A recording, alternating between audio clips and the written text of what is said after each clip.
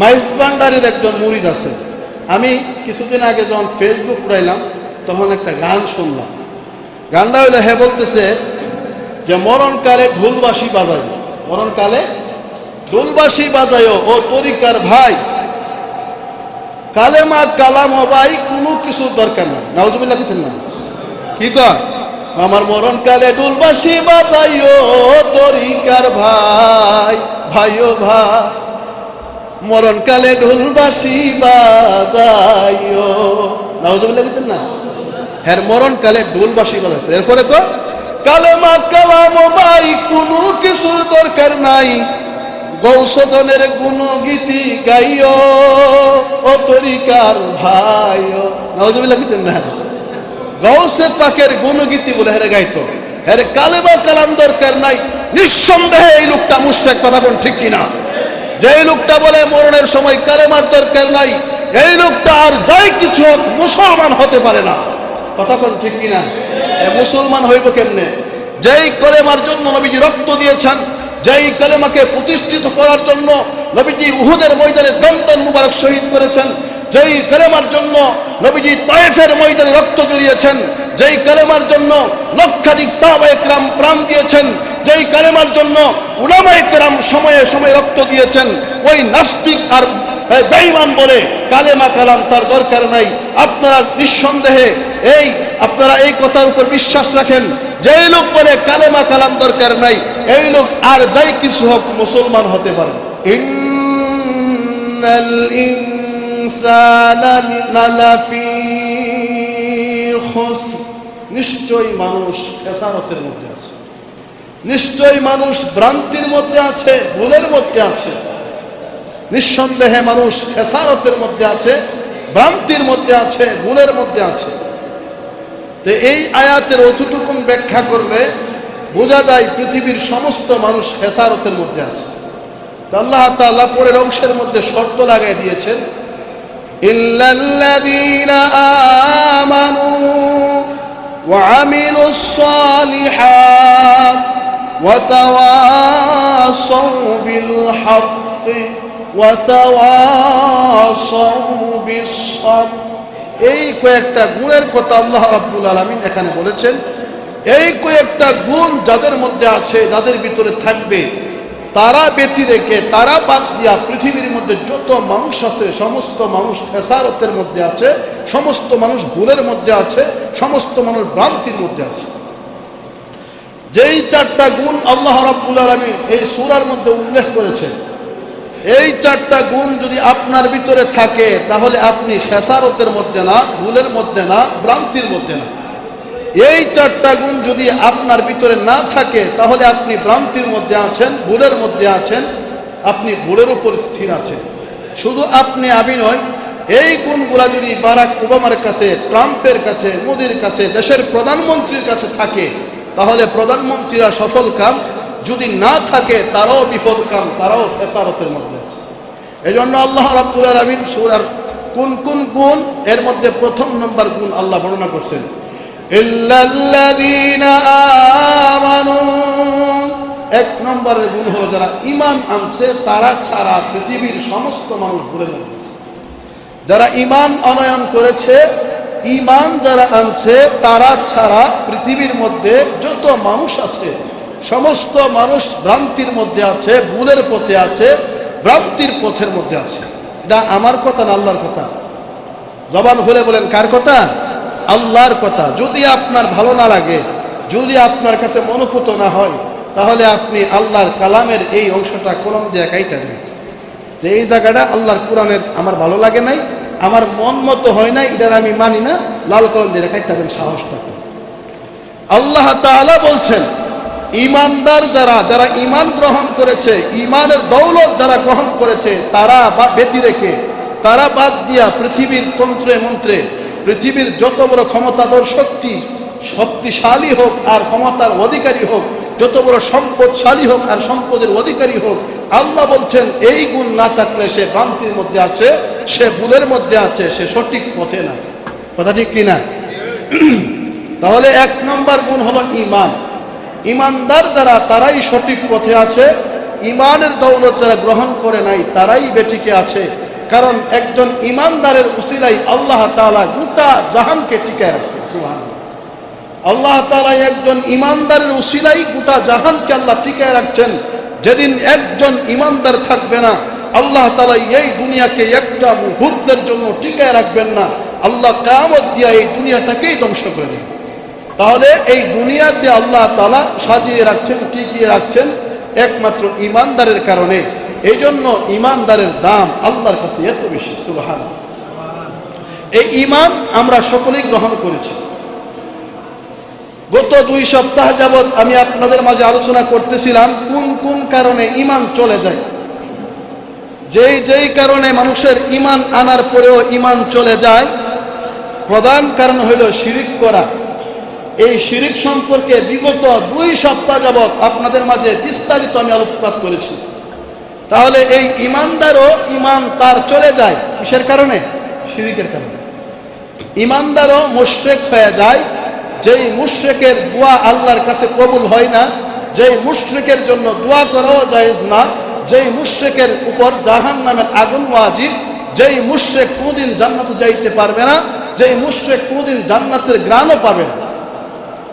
এজন্য এই ঈমানদারও মুশরিক হয়ে যায় তার কথার দ্বারা, ঈমানদারও বেঈমান হয়ে যায় তার কাজের দ্বারা, ঈমানদারও ঈমান হারা হয়ে যায় তার ঈমান দ্বারা।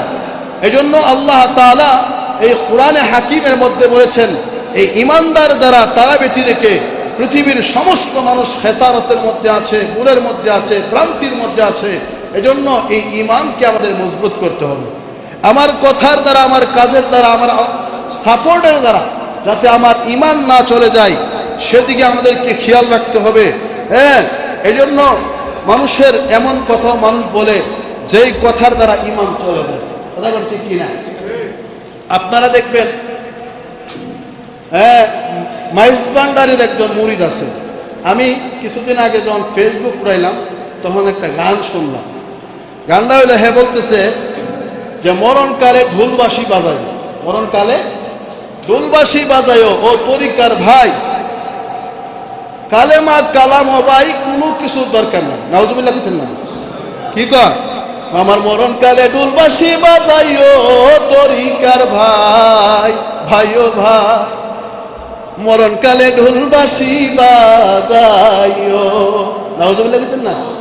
হ্যাঁ, মরণকালে ঢোলবাঁশি বাজাইতো। এরপরে কো কালেমা কালাম ও ভাই কোনো কিছুর দরকার নাই, গৌসদনের গুণগীতি গাইও ও তরিকার ভাইও। নাউজুবিল্লাহ বলছেন না? গৌসে পাকের গুণগীতি বলে হেরে গাইতো। হেরে কালেমা কালাম দরকার নাই। নিঃসন্দেহে এই লোকটা মুশরিক। কথা কোন ঠিক কিনা? যেই লোকটা বলে মরণের সময় কালেমার দরকার নাই, এই লোকটা আর যাই কিছু হোক মুসলমান হতে পারে না। কথা কোন ঠিক কিনা? মুসলমান হইব কেমনে? যেই কালেমার জন্য নবীজি রক্ত দিয়েছেন, যেই কালেমাকে প্রতিষ্ঠিত করার জন্য নবীজি উহুদের ময়দানে দমদম মুবারক শহীদ করেছেন, যেই কালেমার জন্য নবীজি তায়েফের ময়দানে রক্ত জড়িয়েছেন, যেই কালেমার জন্য লক্ষাধিক সাহাবায়ে কেরাম প্রাণ দিয়েছেন, যেই কালেমার জন্য উলামায়ে কেরাম সময়ে সময়ে রক্ত দিয়েছেন, ওই নাস্তিক আর বেঈমান বলে কালেমা কালাম তার দরকার নাই। আপনারা নিঃসন্দেহে আপনারা এই কথার উপর বিশ্বাস রাখেন, যেই লোক বলে কালেমা কালাম দরকার নাই, এই লোক আর যাই কিছু হোক মুসলমান হতে পারে। কথা বল ঠিক কিনা? আবার সবচেয়ে আশ্চর্য লাগে এটা যে হে ওয়াসাল্লাম সাল্লাল্লাহু আলা মুহাম্মাদ সাল্লাল্লাহু আলাইহি বালাগাল উলা বিকামালিহি কাশাফাদ দুজা বিজামালিহি حسنت جميع حصاله صلوا عليه وآله اللهم صل وسلم وبارك عليه।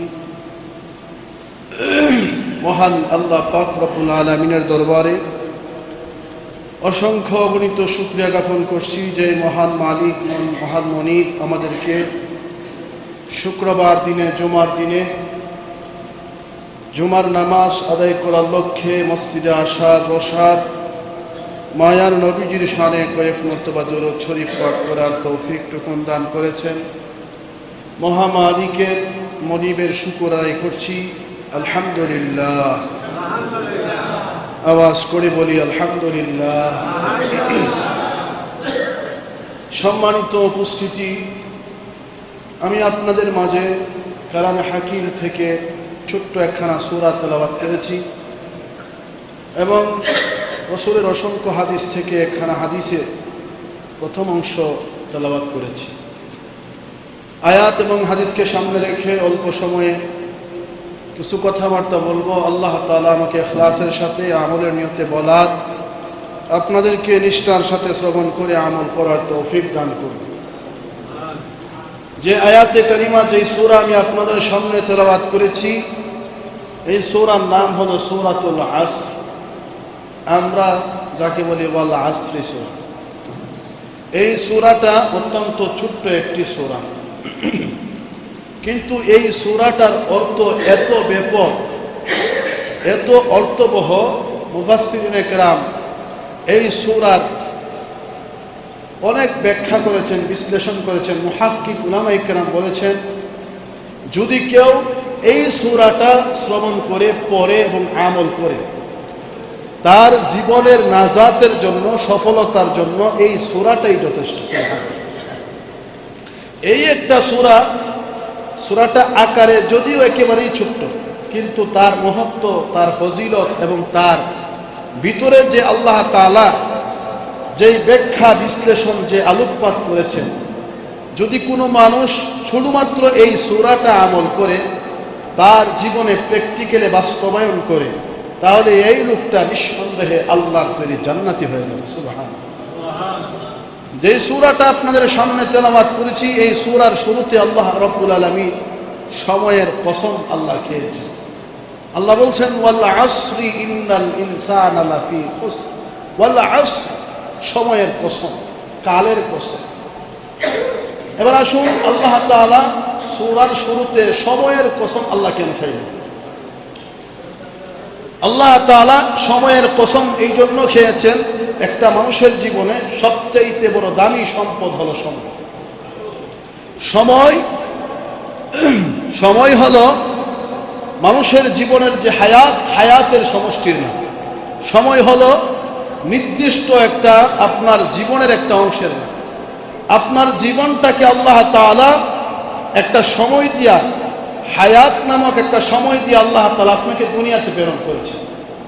যদি কোনো মানুষের কাছে তার হায়াত না থাকে, তার সময় না থাকে, তাহলে এই মানুষটার কোটি কোটি টাকা থাকতে পারে, ধন সম্পদ থাকতে পারে, সব কিছু থাকতে পারে, কিন্তু তার যদি সময় নাই থাকে, সময় না থাকে, হায়াত না থাকে, তাহলে তার অর্থের কোনো মূল্য নাই, তার সম্পদের কোনো মূল্য নাই। ঠিক কিনা?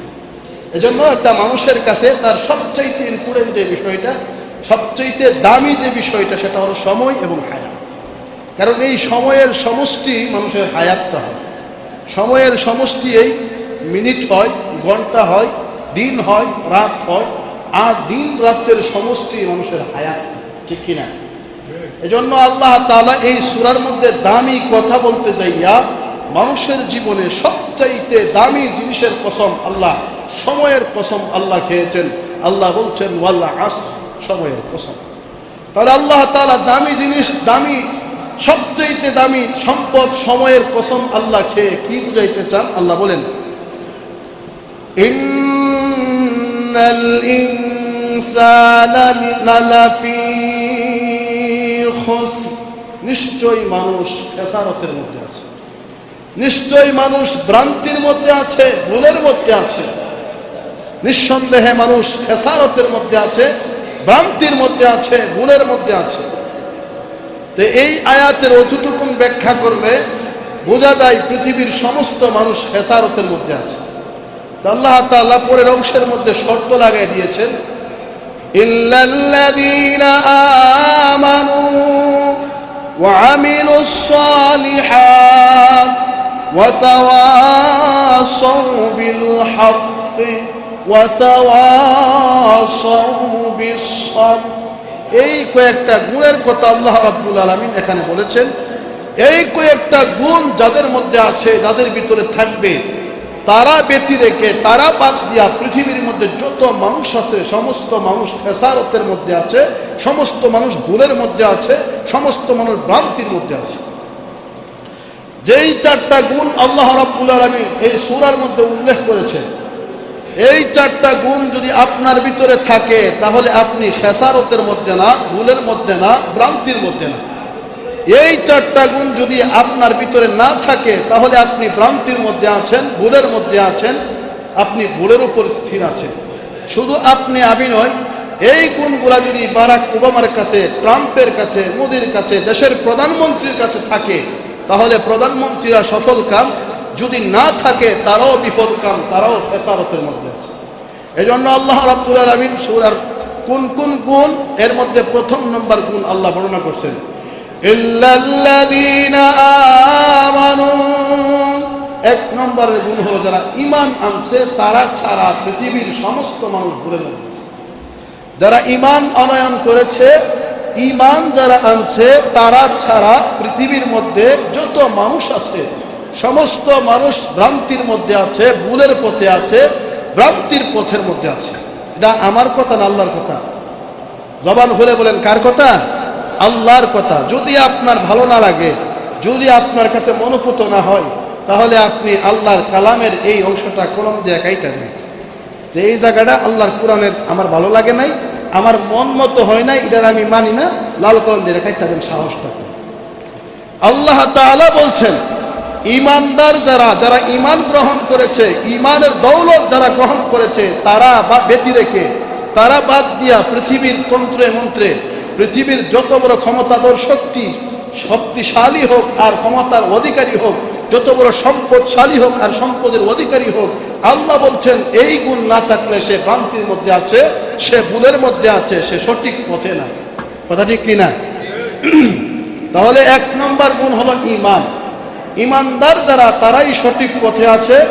ঈমানের দৌলত যারা গ্রহণ করে নাই, তারাই বেঠিকে আছে। কারণ একজন ঈমানদারের উসিলাই আল্লাহ তাআলা গোটা জাহানকে টিকায় রাখছেন। সুবহানাল্লাহ। আল্লাহ তাআলা একজন ঈমানদারের উসিলাই গোটা জাহানকে আল্লাহ টিকায় রাখছেন।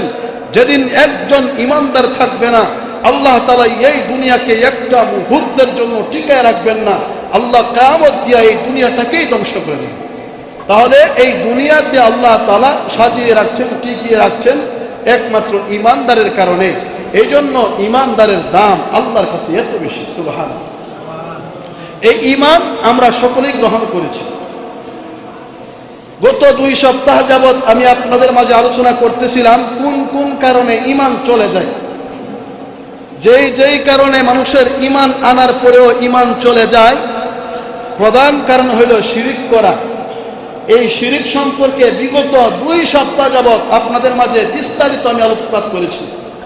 তাহলে এই ঈমানদারও ঈমান তার চলে যায় কিসের কারণে? শিরিকের কারণে। ঈমানদারও মুশরিক হয়ে যায়। যেই মুশরিকের দোয়া আল্লাহর কাছে কবুল হয় না, যেই মুশরিকের জন্য দোয়া করাও জায়েজ না, যেই মুশরিকের উপর জাহান্নামের আগুন ওয়াজিব, যেই মুশরিক কোনোদিন জান্নাতে যাইতে পারবে না, যেই মুশরিক কোনোদিন জান্নাতের ঘ্রাণও পাবে না। এজন্য এই ঈমানদারও মুশরিক হয়ে যায় তার কথার দ্বারা, ঈমানদারও বেঈমান হয়ে যায় তার কাজের দ্বারা, ঈমানদারও ঈমান হারা হয়ে যায় তার ঈমান দ্বারা। এজন্য আল্লাহ তাআলা এই কোরআনে হাকিমের মধ্যে বলেছেন, এই ঈমানদার যারা, তারা ব্যতি রেখে পৃথিবীর সমস্ত মানুষ খেসারতের মধ্যে আছে, ভুলের মধ্যে আছে, ভ্রান্তির মধ্যে আছে। এজন্য এই ঈমানকে আমাদের মজবুত করতে হবে। আমার কথার দ্বারা, আমার কাজের দ্বারা, আমার সাপোর্টের দ্বারা যাতে আমার ঈমান না চলে যায়, সেদিকে আমাদেরকে খেয়াল রাখতে হবে। হ্যাঁ, এজন্য মানুষের এমন কথা মানুষ বলে যেই কথার দ্বারা ঈমান চলে যায়। কথা বল ঠিক কিনা? আপনারা দেখবেন, হ্যাঁ, মাইজবান্ডারের একজন মুরিদ আছে। আমি কিছুদিন আগে যখন ফেসবুক পড়াইলাম, তখন একটা গান শুনলাম। গানটা হইলে হে বলতেছে যে মরণকালে ঢোলবাঁশি বাজায়, মরণকালে ঢোলবাঁশি বাজায়ও ও তরিকার ভাই, কালেমা কালাম ও ভাই, কোনো কিছুর দরকার নাই। নাউজুবিল্লাহ, কিছু না। কি কয়? আমার মরণকালে ডুলবাসি বাজাইও তরিকার ভাই, ভাইও ভাই, মরণকালে ঢুলবাসি বাজাইও।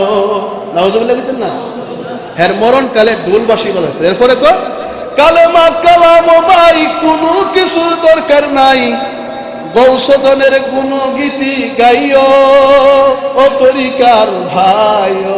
নাউজুবিল্লাহ বলতেন না, গৌসে পাকের গুণগীতি বলে হেরে গাইতো। হেরে কালেমা কালাম দরকার নাই। নিঃসন্দেহে এই লোকটা মুশরিক, কথা বল ঠিক কিনা? যেই লোকটা বলে মরণের সময় কালেমার দরকার নাই, এই লোকটা আর যাই কিছু হোক মুসলমান হতে পারে না, কথা বল ঠিক কিনা?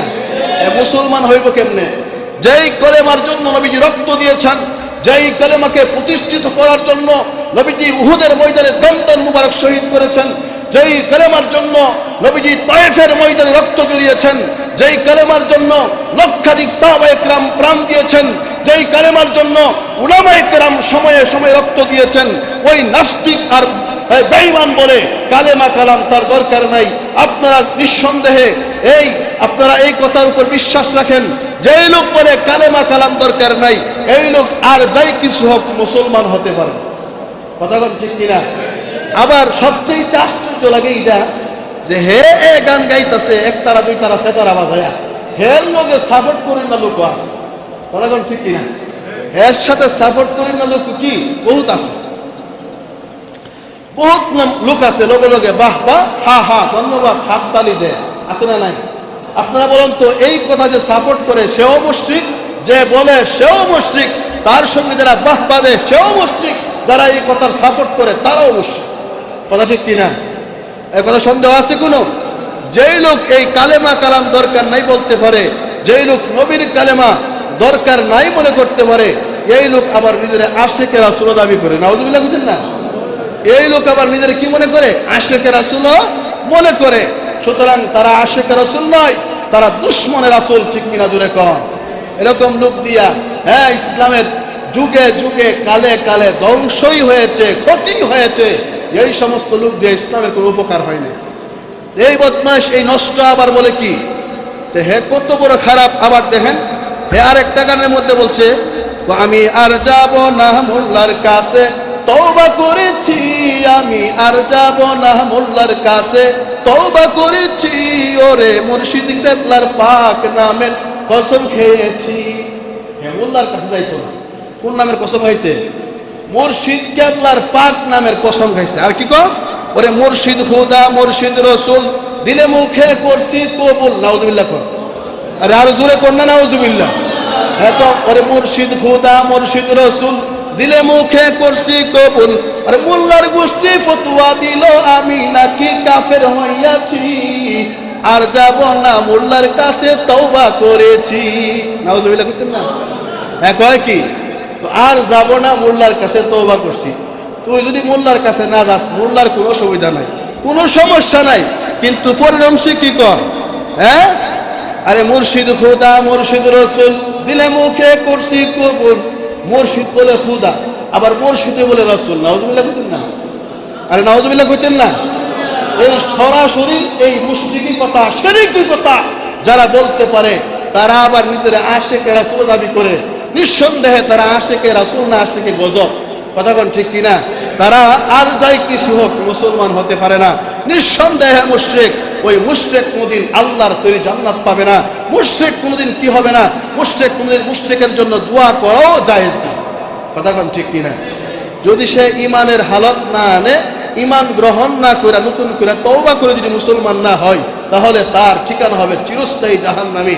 আল্লাহ তাআলা হেদায়েত দান করে দোয়া করি, বলে না আমিন। এই সমস্ত মুশরিক থেকে আল্লাহ আমাদেরকে হেফাজত করুন। যারা সরাসরি বলে মুর্শিদ খুদা মুর্শিদ রসুল দিলে মুখে করছি কবুল।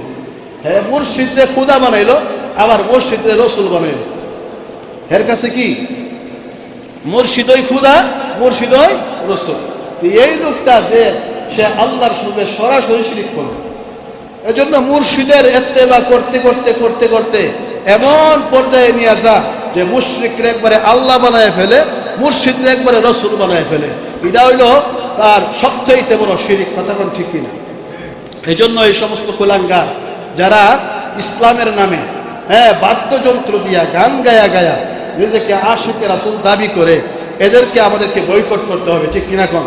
এদেরকে বয়কট করতে হবে। এদের সাথে তাল দেওয়া যাবে না, এদের গান শোনা যাবে না, এদের সাথে নাচ দেওয়া যাবে না, ঠিক কিনা কোন? আমরা তো এমন মুসলমান, এখন সিন্নির আয়োজন করলে, তাবারক দিলে গানের মধ্যেও যাই, আবার মসজিদ ও মিলাদও যাই, কথা কোন ঠিক কিনা? কিন্তু আপনার এই দিলদারে, আপনার এই মনটারে এত ফসায়েন নামি, আল্লাহ আপনার একটা ইমান দিছে, এক প্লেট খিচুড়ি খাইবার লাগে ইমানটারে বেচছেন, এক প্লেট খিচুড়ি খাইবার লাগে গানের অনুষ্ঠানে জায়গা গিয়া নাচে, সারা রাত গান শুনে, লাভ কি? এক প্লেট তাবারক দেয়। তো এক প্লেট তাবারকের বিনিময়ে আপনি আপনার ইমান বিক্রি করতেছেন। যেই ইমান আপনার এই গানের আসর থেকে ফিরাইতে পারে না, যেই ইমান গান বাজনা থেকে আপনাকে ফিরাইতে পারে না, সেই ইমান আপনাকে কিভাবে জান্নাতে নিবে আমার বুঝে আসে না। এজন্য এই গানকে বয়কট করতে হবে। তারা বলে গান জায়েজ, নাউজুবিল্লাহ কোন? রাসূল সাল্লাল্লাহু বলছেন আল গিনা ও মিরদি ইল ইবলিশ, গান হইল ইবলিশের মন্ত্র। গান কি? গান হইল শয়তানের বাঁশির সুর। আল গিনা ও মিরদি ইল ইবলিশ, গান হইল শয়তানের বাঁশির সুর। শয়তান বাঁশি যেরকম ভাবে মানুষকে আকৃষ্ট করে, বাঁশির সুর কি? আগে দেখবেন আগে মানুষ বাঁশি বাজাইতো, তার বাঁশির মায়াবী কণ্ঠে মানুষ পাগল হয়ে যাইত, তার পিছে পিছে ছুটতো, ঠিক কিনা কর? এখন মানুষ হয়তো গান বাঁশি একটা তেমন বাজায় না। ওই আল্লাহ রাসূল বলছেন যে এই গানটা হইল কি? শয়তানের বাঁশির সুর, শয়তানের বাঁশির সুর। আরে হাদিসে বলছেন আল গিনা ও রুকিয়াতুজ জিনা, গান হইল জিনার মন্ত্র। গান কি? জিনার মন্ত্র। আপনি দেখবেন যেই জায়গার মধ্যে গান বাজনা হয়, যেই জায়গার মধ্যে গান বাজনা হয়, পরপুরুষ পরনারী একত্রিত হয়ে যেই জায়গার মধ্যে গান বাজনার আয়োজন করে, নিঃসন্দেহে ওই জায়গাটা জিনাও হয়। ওই জায়গাতে কি হয়? জিনা হয়। আল্লাহ রাসূলের কথা, আল্লাহ বলছেন আল গিনা ও রুকিয়াতুজ জিনা, গান হইল জিনার মন্ত্র। মন্ত্র পড়লে যেরকম ভাবে মানুষ পাগল হয়ে যায়, ওই ঠিক তদ্রূপ ভাবে গান গাইলেও মানুষ জিনার জন্য পাগল হয়।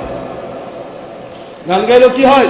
মানুষ জিনার জন্য পাগল হয়ে যায় এরকম। এজন্য আপনারা এগুলোকে অ্যাভয়েড করবেন। দেখবেন তারা মাহফিলের নামে, মিলাদের নামে এরকম গানের আয়োজন করে, আছে না নাই? কথা বলেন না কেন? আছে না নাই?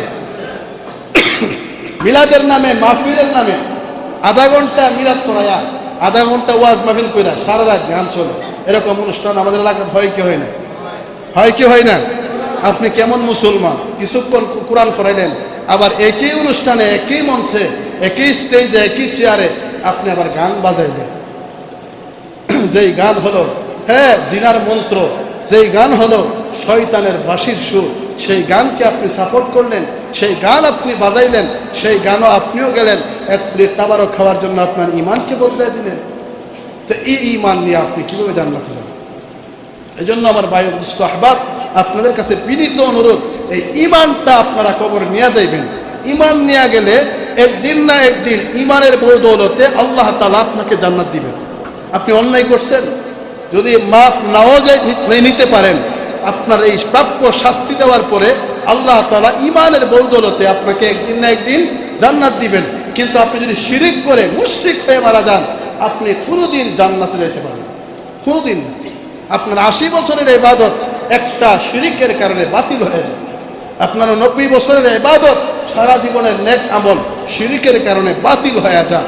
আপনার সারা জীবনের নামাজ, পূজা, হজ, যাকাত এই শিরিকের কারণে বাতিল হয়ে যায়। এই জন্য আমরা এই শিরিক থেকে বেঁচে থাকতে হবে।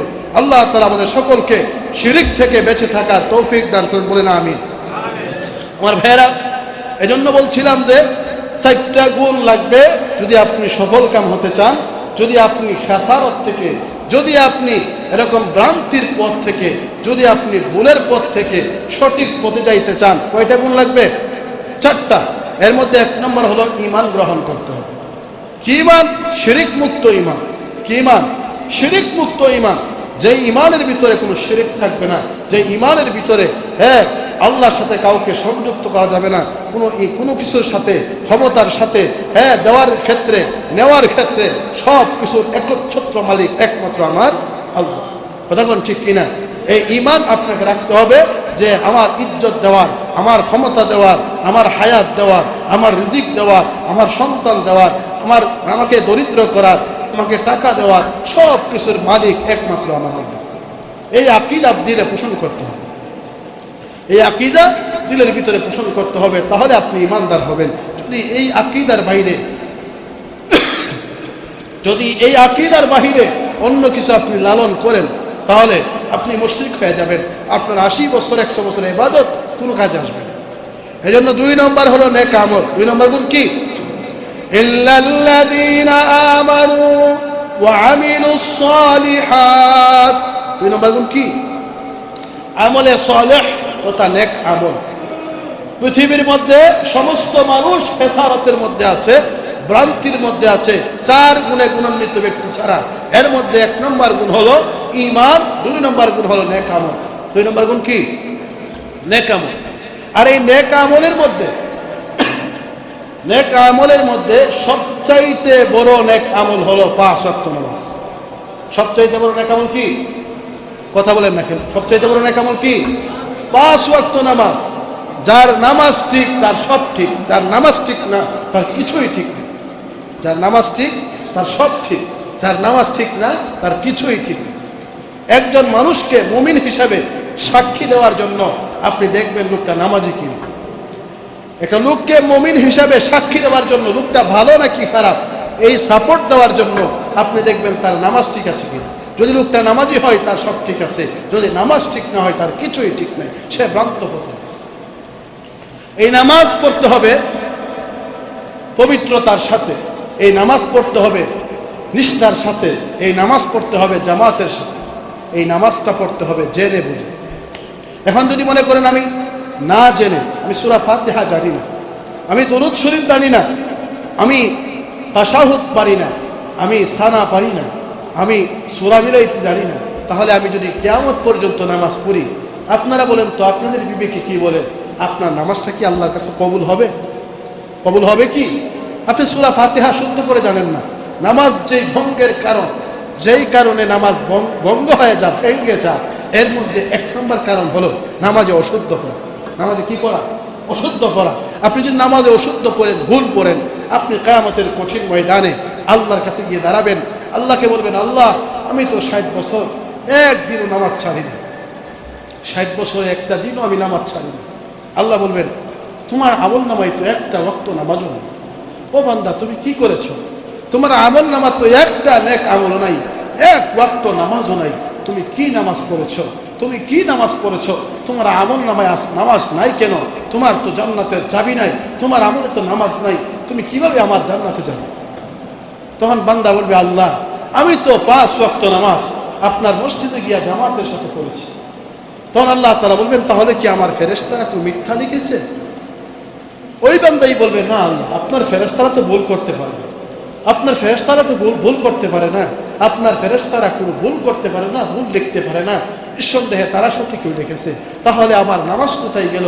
তখন আল্লাহ তাআলা বলবেন, বান্দারে তুমি তো নামাজ পড়তা ঠিক, কিন্তু তুমি তো সূরা ফাতিহা জানতা না, তুমি তো দুরূদ শরীফ জানতা না, তুমি তো তাশাহুদ জানতা না, তুমি তো সানা জানতা না, তুমি তো দুরূদ শরীফ শিখতা না, তাহলে তোমার এই অশুদ্ধ করার কারণে তুমি যে সূরা ফাতিহা পড়েছো অসংখ্য ভুল রয়ে গেছে, তুমি যে সূরা মিলাইছো সেই সূরার মধ্যে ভুল রয়ে গেছে, তুমি যে দুরূদ শরীফ পড়েছো এই দুরুদের মধ্যে ভুল রয়ে গেছে, তুমি যে তাশাহুদ করেছো এই তাশাহুদের মধ্যে ভুল রয়েছে। এজন্য আজকে কিয়ামতের কঠিন ময়দানে, আজকে হাসরের দিনে তোমার আমল নামায় একটা ওয়াক্ত নামাজও নেই, একটা ওয়াক্ত নামাজ। সেদিন আপনার কেমন লাগবে? সেদিন আপনার কেমন লাগবে? সারা জীবন আপনি নামাজ পড়লেন, সারা জীবন আপনি নামাজ পড়লেন, হাসরের ময়দানে আপনার আমল নামা একেবারে জিরো, আপনার 1 ওয়াক্ত আমল থাকবে না। সারা জীবন ইনভেস্ট করলেন, সারা জীবন ব্যাংকে টাকা জমাইলেন, আপনি যা দেখেন শেষ বয়সে বিপদে পড়ে, হ্যাঁ আপনার অ্যাকাউন্টে 1 টাকাও নাই, আপনার কেমন লাগবে? ওই হাসরের ময়দানে আপনার তেমন লাগবে যেদিন 1 ওয়াক্ত নামাজও আপনার বাকি থাকবে না, একটা ওয়াক্ত আপনার অ্যাকাউন্টে থাকবে না। সেদিন আপনি হাই হাই হাই আফসোস ছাড়া আর কিছুই করতে পারেন। এজন্য আমার দরদি ভাইয়েরা, আপনাদের আমি হিতাকাঙ্ক্ষী, আপনাদেরকে অনুরোধ করে বলি, আপনারা নামাজটা শিখেন, নামাজটা শিখে এই নামাজ ছাড়া কোনো উপায় নাই। এই নামাজ ছাড়া জান্নাতের চাবি পাবেন না, এই নামাজ ছাড়া মুমিন হইতে পারবেন না, এই নামাজ ছাড়া মুক্তি পাবেন না, এই নামাজ ছাড়া নাজাত পাবেন না, এই নামাজ ছাড়া আপনি আল্লাহর মুমিন বান্দা হতে পারবেন না, নামাজ ছাড়া পরিপূর্ণ ইমানদার হতে পারবেন না, নামাজ ছাড়া কোনো গতি নাই আপনার। সুতরাং হাতে ধরে বলি, পায়ে ধরে বলি, নামাজটা পড়েন, নামাজটা পড়েন। নামাজটা পড়ার আগে শিখেন। আপনি যাই না শিক্ষা যদি হেতের আইলে দাঁড়াইয়া দাঁড়াইয়া নামাজ পড়েন, আপনার নামাজটা আল্লাহ কবুল করবেন। আর না যাই না, না শিক্ষা, অশুদ্ধভাবে কাবার সামনে গিয়া দাঁড়ায় দাঁড়ায় নামাজ পড়লেও সেই নামাজটা আপনার কবুল হবে না, সেই নামাজটা আপনার কবুল হবে না। এজন্য আপনার গোটা জিন্দিগির ইবাদত বরবাদ হয়ে যাবে, ধ্বংস হয়ে যাবে, একেবারে নষ্ট হয়ে যাবে যদি আপনি নামাজ না জানেন। দুস্থ আহবাব, আপনাদেরকে অনুরোধ করে বলি, এজন্য নামাজটা শিখেন, নামাজটা শিখেন। ইমাম সাহেব আছে, মুয়াজ্জিন সাহেব আছে, যে কোনো সময় আইসা, হুজুর আমার সূরা ফাতিহাটা হয় কিনা, হুজুর আমার দুরূদ শরীফটা একটু হয় কিনা, হুজুর আমার তাশাহুদটা একটু হয় কিনা, একটু শুনেন তো আমি বলি, অথবা আপনি একটু বলেন আমি শুনি। এরকমভাবে আস্তে আস্তে আপনি যদি দৈনিক একটা আয়াতও শিখেন, যদি একটা সূরাও শিখেন, একটা অক্ষরও শিখেন, একটা শব্দও শিখেন, আপনি শিখা অবস্থায় যদি আপনার ইন্তেকাল হয়ে যায়, আল্লাহ তাআলা হতে পারে আপনাকে মাফ করে দিন। শিখা অবস্থায় মরেন, তাহলে তালেবুল ইলমের হাতিরে আপনার ছাত্র হিসেবে আল্লাহ তাআলা আপনাকে কবুল করবেন।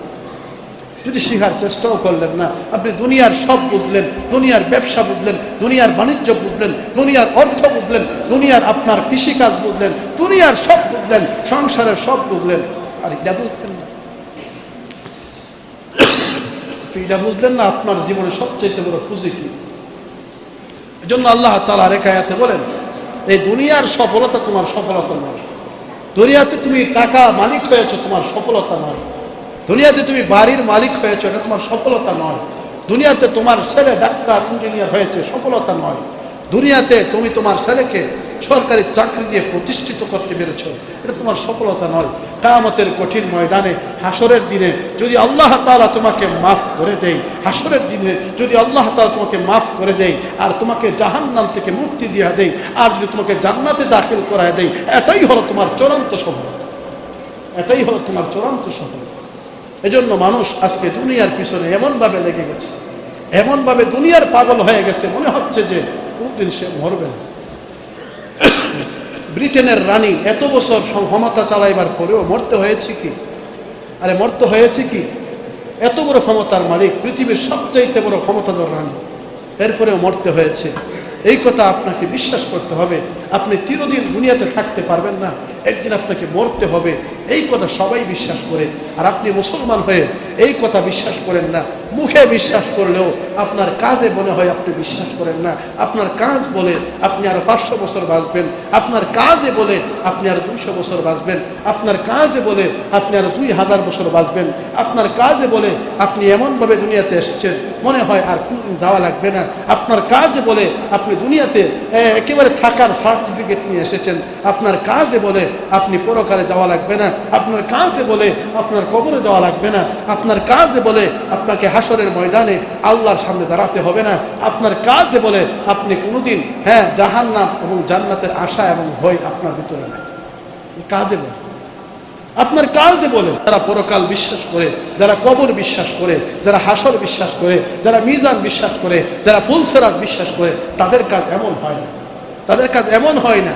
তারা দুনিয়ার পিছনে এত পাগল হয় না, তারা অর্থ সম্পদের পিছনে এত পাগল হয় না যে একেবারে পরকাল বাদ দিয়ে আমাকে দুনিয়া সংগ্রহ করতে হবে, পরকাল বাদ দিয়ে আমাকে দুনিয়া কামাই করতে হবে। তারা এত পাগল, এত পাগল হয়। আপনি কেমন বুদ্ধিমান, নিজেকে অনেক চালাক মনে করেন, নিজেকে অনেক বুদ্ধিমান পণ্ডিত মনে করেন। আপনি কেমন পণ্ডিত? আপনি দুনিয়াকে গ্রহণ করলেন, আখিরাতকে বাদ দিয়ে দিলেন।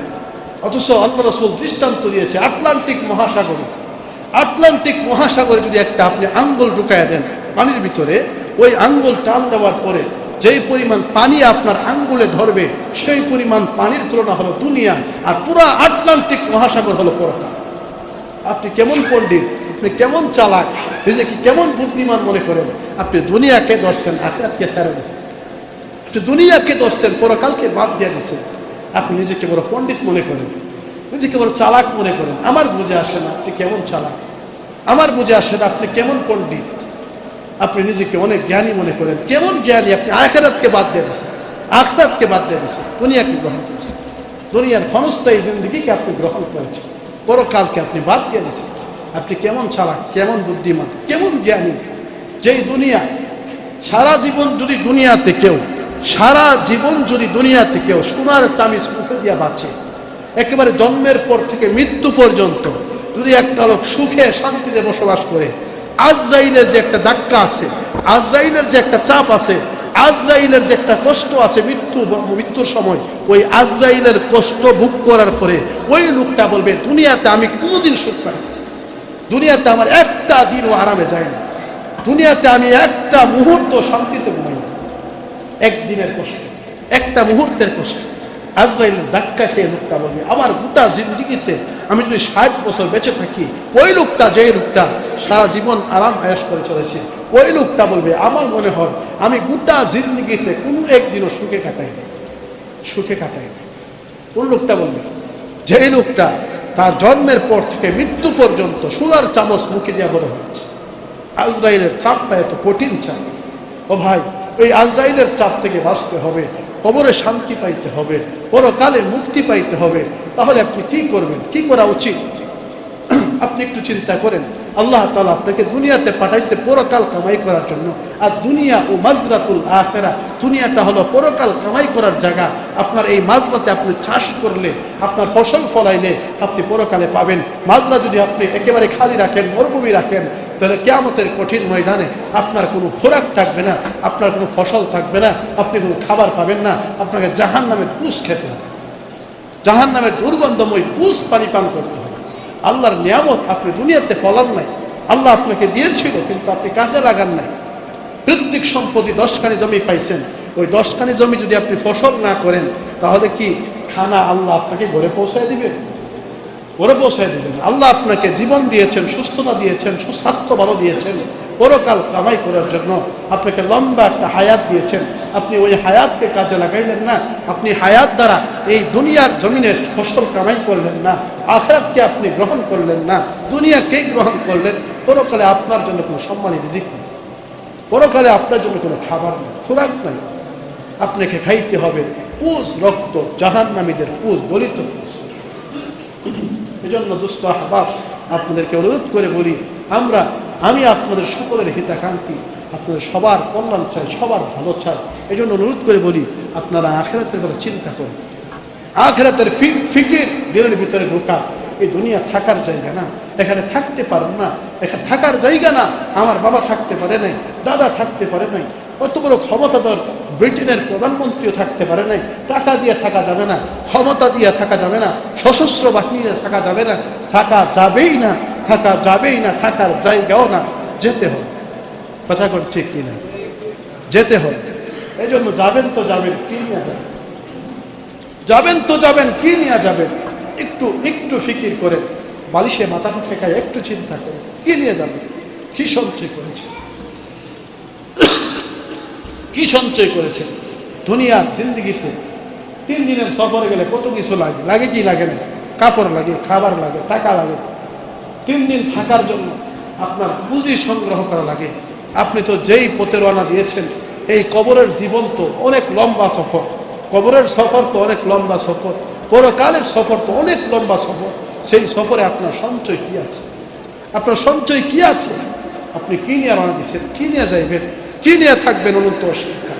একটু চিন্তা করেন, নিজের মনকে একটু বোঝান। আল্লাহ তাআলা আমাদের সকলকে এই কথাগুলা বুঝা পরকালের ফিকির করে, নেক আমল বেশি বেশি করে, আল্লাহকে চিনা, আল্লাহর ইবাদত কইরা পরকালে মুক্তি পাওয়ার তৌফিক আল্লাহ আমাদের সকলকে দান করুন। আল্লাহ তাআলা আমাদের সকলকে শিরিক মুক্ত ঈমান গ্রহণ করে নেক আমল, আকিমুস সালাহ, 5 ওয়াক্ত নামাজ বাস্তবায়ন করে, প্র্যাকটিক্যালি জামাতে আদায় করে, আখিরাতের সঞ্চয় করে দুনিয়া থেকে বিদায় হওয়ার তৌফিক আমাদেরকে আল্লাহ দান করুন। সকলে পড়েন আমিন। ওয়া আখিরু দাওয়ানা আলহামদুলিল্লাহি রাব্বিল আলামিন। আসসালামু আলাইকুম ওয়া রাহমাতুল্লাহ।